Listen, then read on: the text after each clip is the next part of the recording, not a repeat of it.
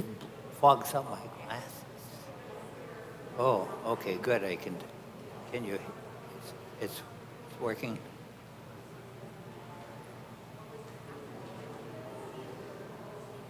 Wish I had coffee. Coffee.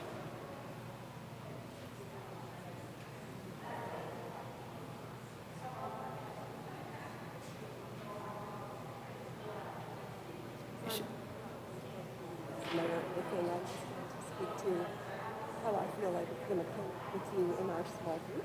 Okay, Yes. whatever you want to. And Yeah. Okay, because I time myself at about 18 minutes, so it's pushing it. But well, people will be invited to ask questions or dialogue. hmm?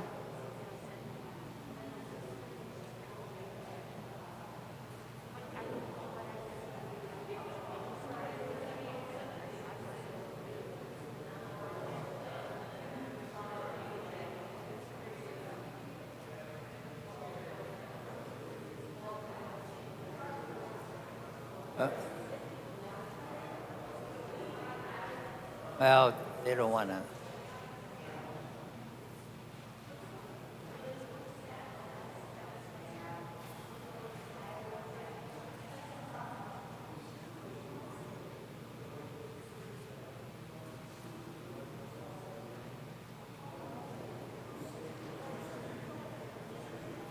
But Pardon? you say a few things to test your microphone? Oh, testing 1, 2, 3. Testing 1, 2, 3. Testing 1, 2, 3.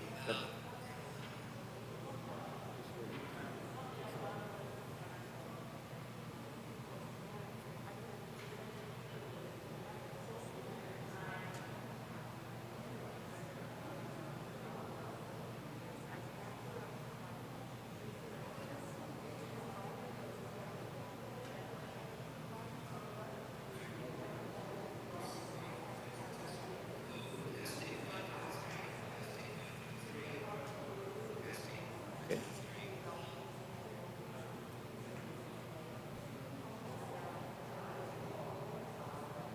Foreman.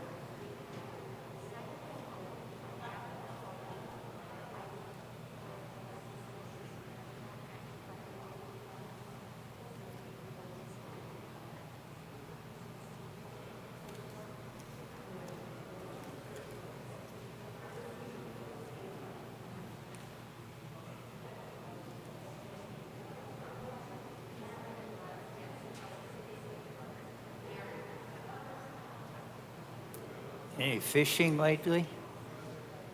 Okay. No, I got out on Tuesday. Went to Iowa and did poorly. Went over to Emily, Lake Emily, and then were able to finish out the 10. Huh? Yeah, like I say, finished getting it. In Iowa, it's 2.5 hours, only 2 bluegills to keep.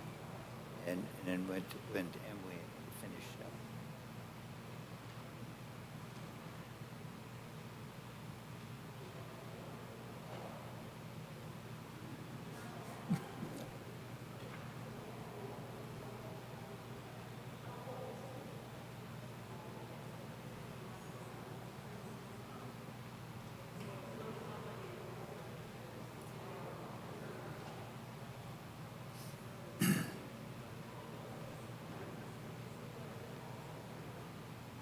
So we have to work on a schedule. We have to be on a schedule. Oh, okay. Yeah, ready as I'll ever be.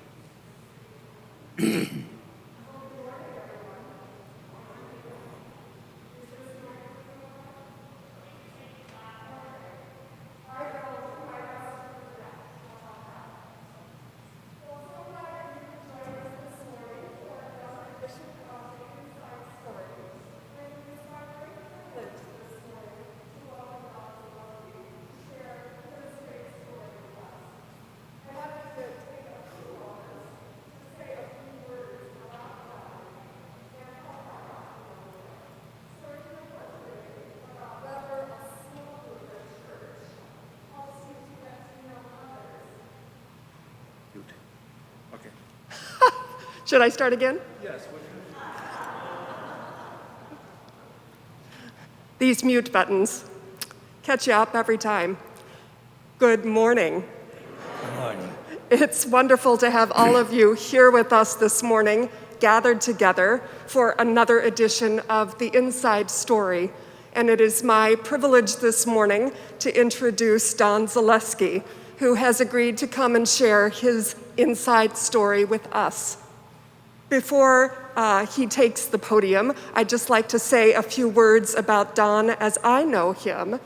And Don and I got acquainted in one of our small groups from church. And if you're wondering if you can get to know someone through a small group at church, well, perhaps my brief reflections of my impressions of Don will help to give you a sense of whether that's possible. Don and I were in the Wild Goose series together. And there are several things that immediately stood out for me about Don. First, of course, was his deep and abiding faith that this is the soil from which he has sprouted and grown.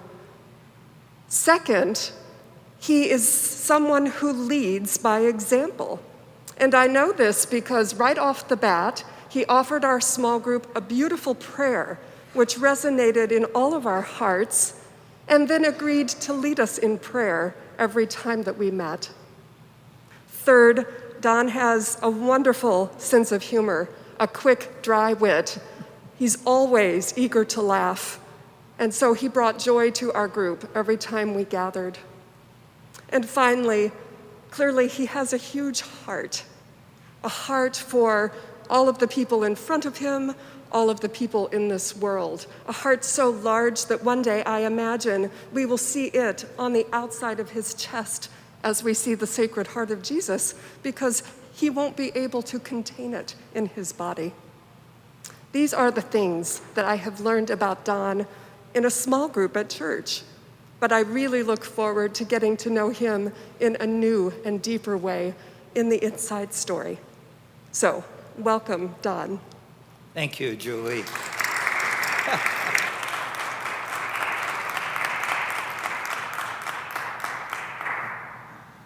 So, again, good morning. Thank you for taking time to be here to listen to my presentation. My name is Donald Zalewski. I was born in Stevens Point, right across the street, in 1941.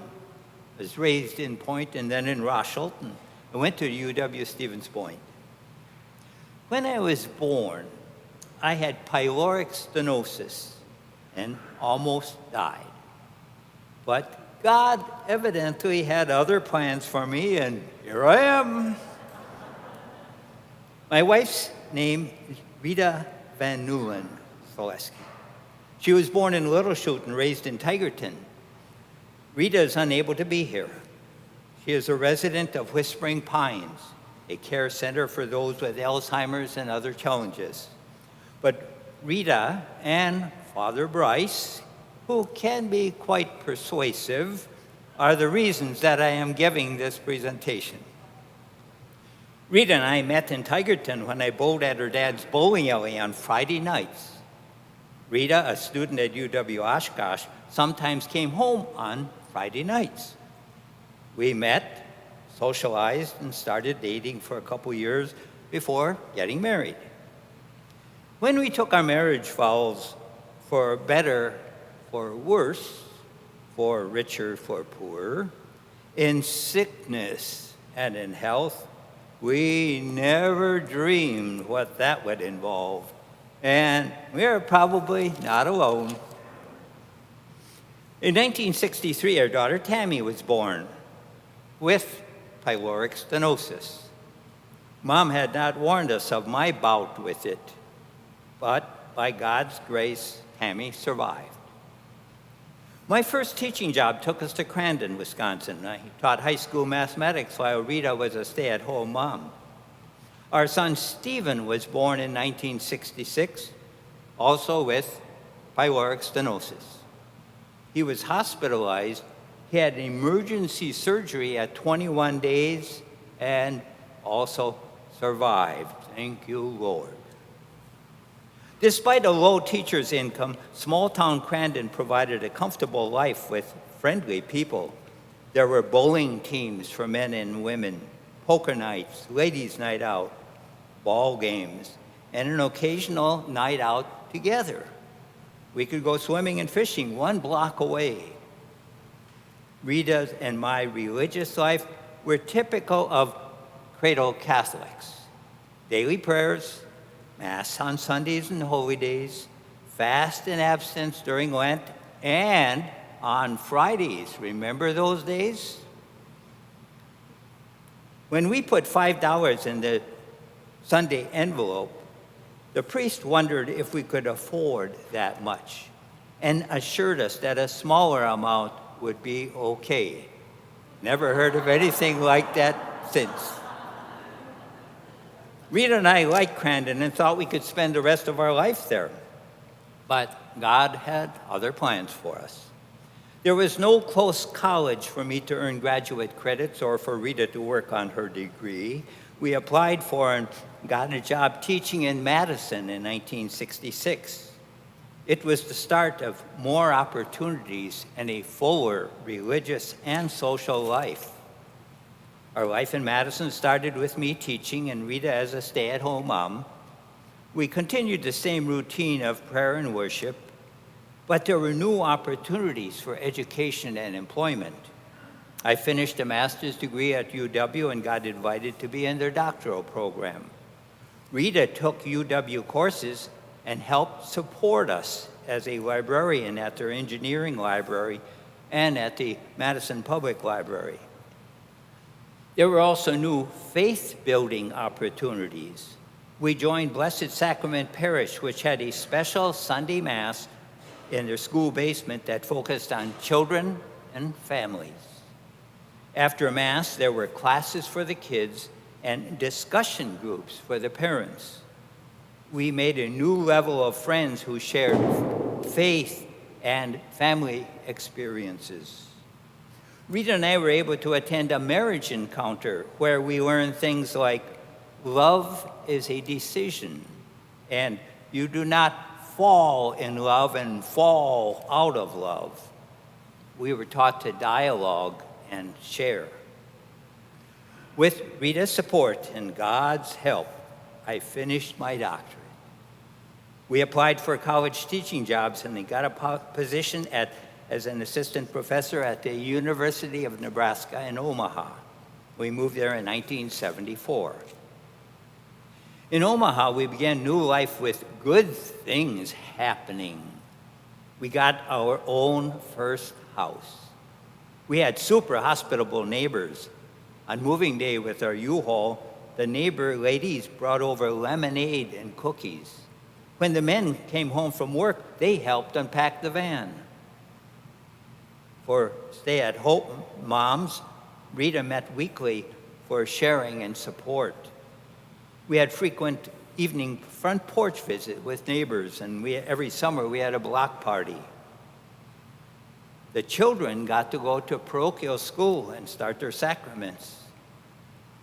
Rita finished her degree in library science and got a full-time job at a Catholic high school.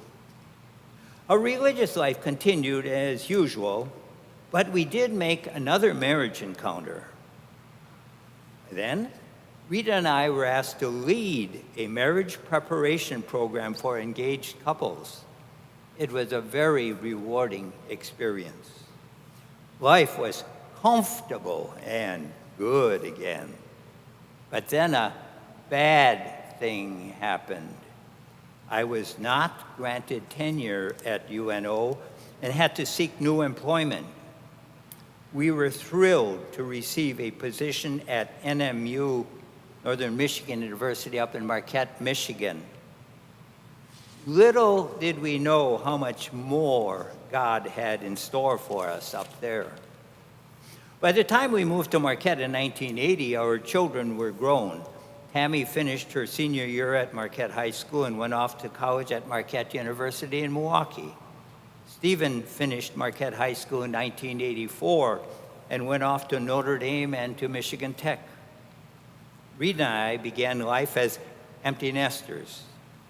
Rita finished her master's degree in library science and got positions at Marquette Public Library and at Northern Michigan University Library.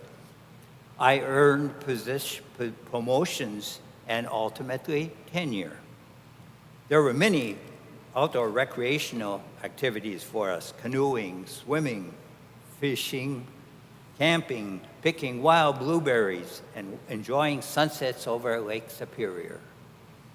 We began enjoying financial security and opportunities. The kids finished college and had good jobs. Rita went to Lourdes, Germany, and Italy on tours. She and I traveled to Germany, Austria, Poland, and the Netherlands. We bought a little cottage on Lake Michigamme. More importantly, though, Rita and I enjoyed new spiritual opportunities and growth in Marquette. St. Michael's was warm and welcoming. We made new friends, and through our 26 years there, became part of the parish family and got actively involved. Rita could attend daily Mass. She and a dear friend, Sally, started a Tuesday morning coffee social and sharing that still continues today. Rita became a Eucharistic minister. She earned a Master of Science in Theology from Loyola University and joined the lay ministry school program there locally. Rita's background enabled her to be the director of St. Michael's RCA program for 10 years. By default, I was the assistant director. I was able to attend daily masses and ended up being president of the men's club for 10 years. Together, Rita and I attended numerous parish functions with social and religious, both social and religious, and enjoyed the parish's annual retreat. But the greatest impact on our lives was at a 4-day cursillo, where we learned more about God in daily living. The focus was a commitment to let go, let God. Weekly groupings enabled us to pray and to share how we were living out that commitment. We made lifelong friends. Despite all the good things in our life in Marquette, something was missing. Our real family was in Wisconsin, about 5 hours away. We missed out on many events, and we got few visitors, especially in the winter. So we decided to retire in Wisconsin. In hindsight, this was part of God's plan, too. Rita and I moved to Stevens Point in 2006 and found a welcoming parish at St. Stanislaus.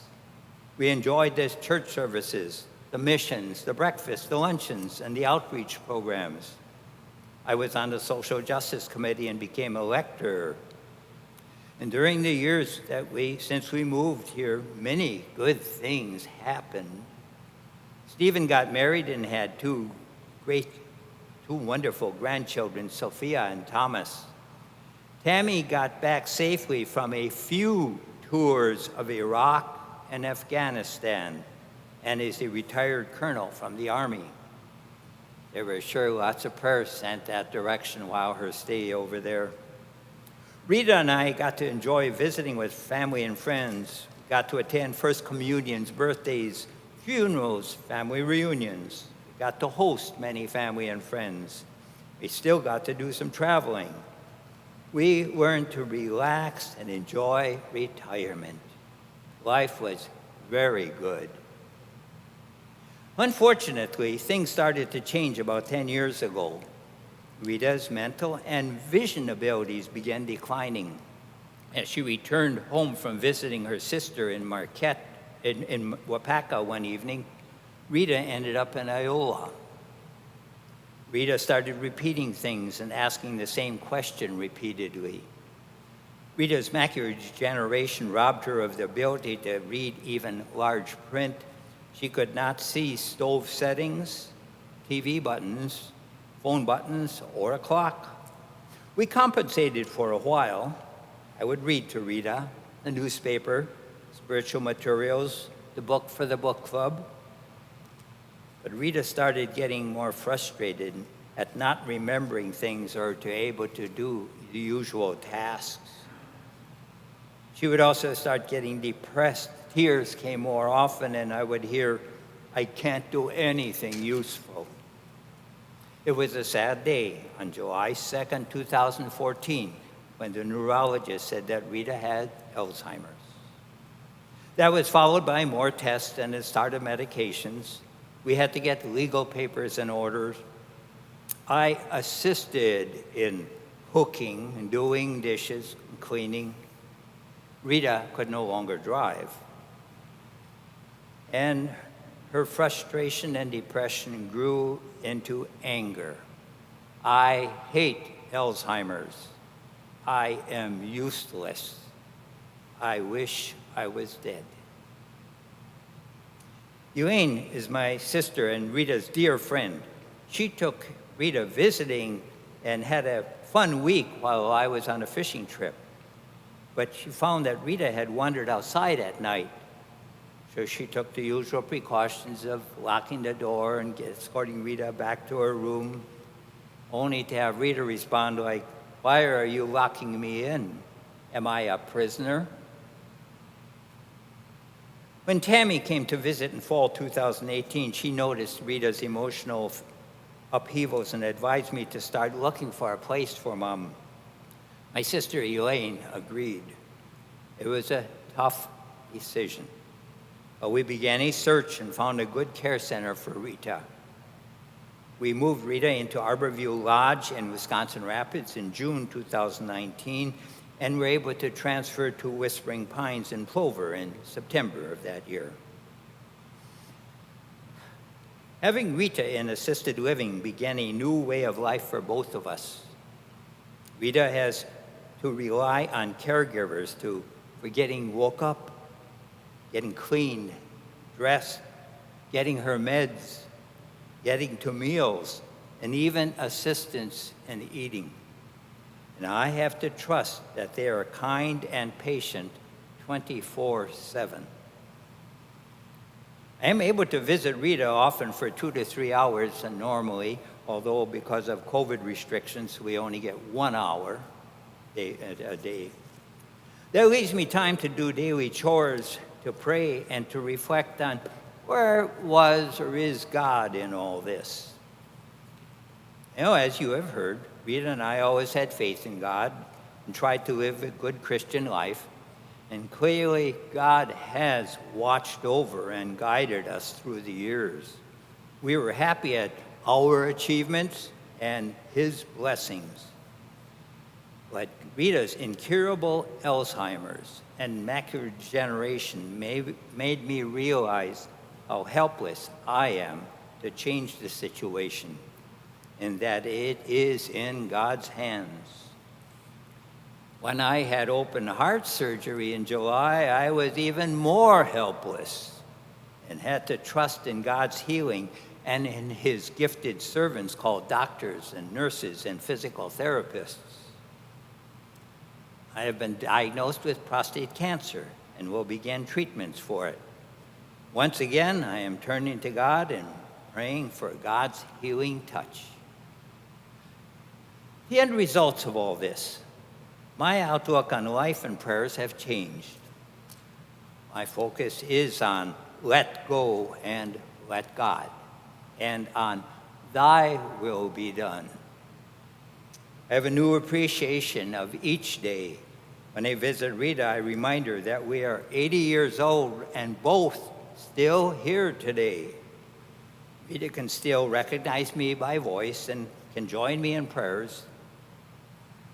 I pray that I will stay well in body, mind, and spirit to be a good presence for Rita as long as she lives. I pray for the caregivers at Whispering Pines that they will stay healthy and patient for God's little ones. I pray for all the family and friends who take time to visit Rita or write to her. Oh, in closing, I have some suggestions, a request, and a prayer. First of all, I would suggest that if you know of people that are shut-ins or in care centers, contact them by phone, write a card, or better yet, give them a personal visit. Also, reach out to the caregivers. Let them know that you are praying for them and thinking of them. Offer assistance, like maybe going to the grocery store for them. Or better yet, stay home with their loved one and they get to go out to the grocery store. Read more about Alzheimer's, get informed about this illness. And I highly recommend a book that's by former Governor Martin Schreiber called My Two Elaines. It's about learning, coping, and surviving as an Alzheimer's caregiver. And of course, Elaine is his wife. And just a little request that you keep Rita and me in your prayers. And with that, close with a prayer.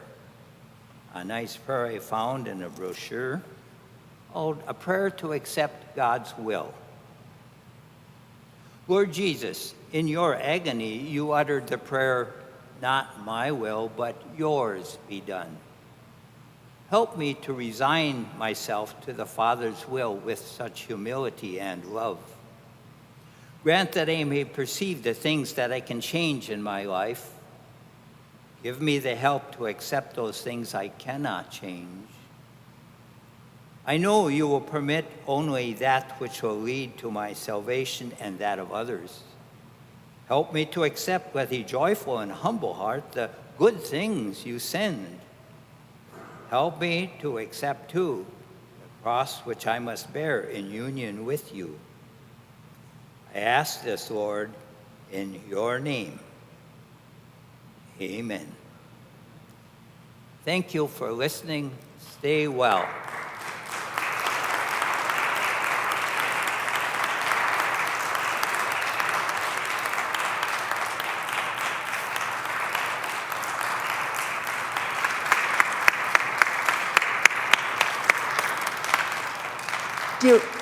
You have to stay up here for a few more minutes, Don. Oh.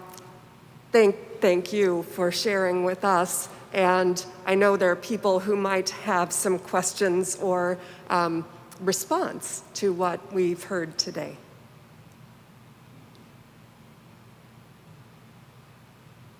Does anyone have anything to share with Don or ask Don? You left them speechless? Dumbfounded?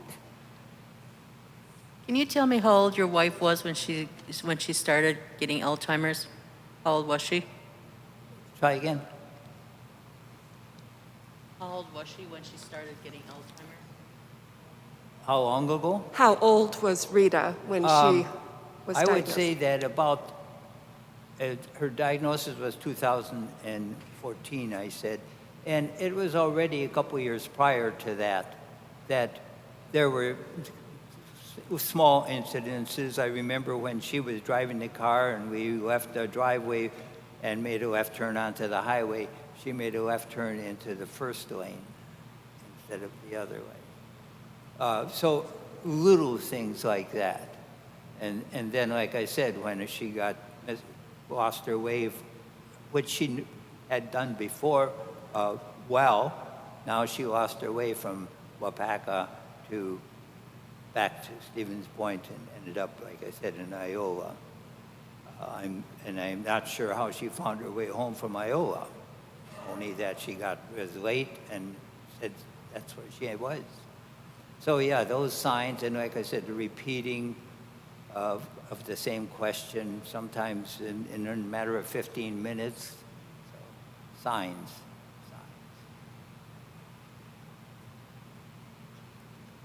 Don, I just want to say I remember when I first met Rita, and we would sit in the chairs over here, and I remember turning around to you one day and saying, Rita has such a beautiful voice, and she would continue to sing, and it was hard to believe that she was struggling at that time with dementia. She remembered the songs, and her voice was lovely, and I keep that memory very dear. Thank you, poet. Yeah, that's interesting, of course, what Alzheimer's does to a mind. If I go visit Rita at 2 o'clock, I will ask, what did you have for lunch? And her response is more likely, I'm not sure if I had lunch.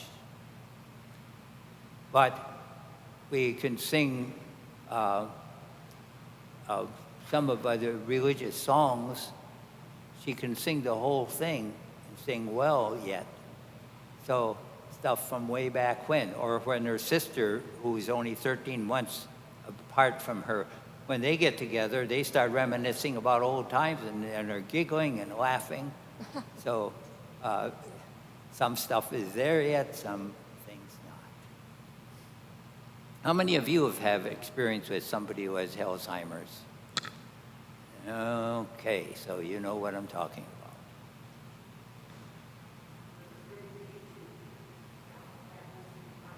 What? Well, that was not a good reason to have to get to meet each other, but her husband Bill was at Whispering Pines before he passed away. Rita is fabulous. That's it.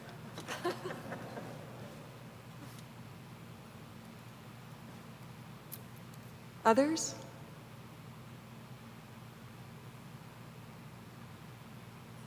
No? Thank you again for coming. Thank you, Don.